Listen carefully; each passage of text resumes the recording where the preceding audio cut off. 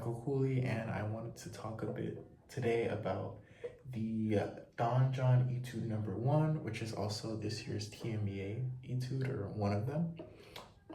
So a couple things. So to start off, even though there's a bunch of like black lines and a bunch of notes on the page, we still want to think about this etude as a lyrical etude, because you can see, even though like we have all these lines and all these notes, they all follow these really big beats and create a melody that you can see like through the accented notes. So one exercise you can do to really bring out that melody is just kind of play the important notes and not all the fluff for the beginning.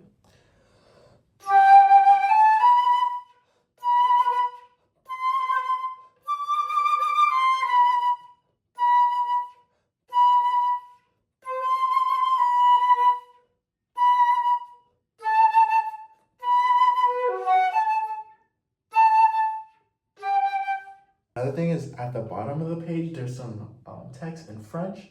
And basically what that's saying is that those accents that you see on those notes, they're less of accents with force, you know.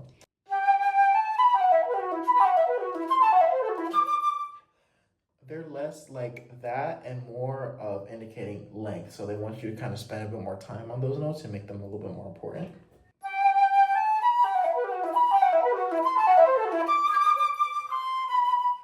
The last thing is that there's a lot of tricky like F sharp to E in the beginning. So I would just really practice that movement and kind of subdivide these 30 seconds into like 2 parts. So you have the first note and the 5th note.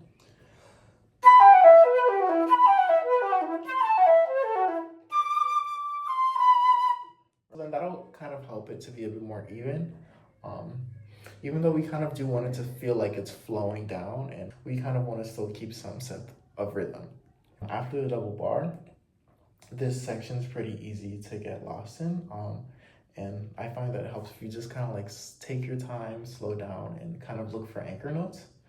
Like for example, in the first run, we should look for the Ds, all the Ds.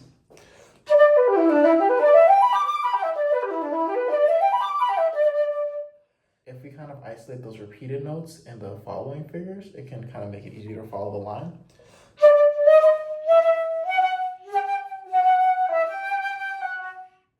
You can keep doing that all throughout the etude, so the same exact practice I talked about in the first part will help you to kind of keep everything very, very correct in time. And lastly, there's a lot of breath marks. I would obviously observe them, but also don't be afraid to take time during them.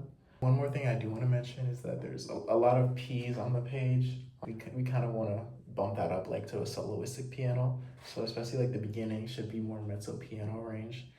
Because if we're doing the whole thing at piano, it's just going to be no dynamic contrast. And you should be able to put the dynamic contrast in places. Like at the end of the 3rd measure, I like to kind of diminuendo, make that very pianissimo. And then at the end of the 5th measure, I like to crescendo to that forte.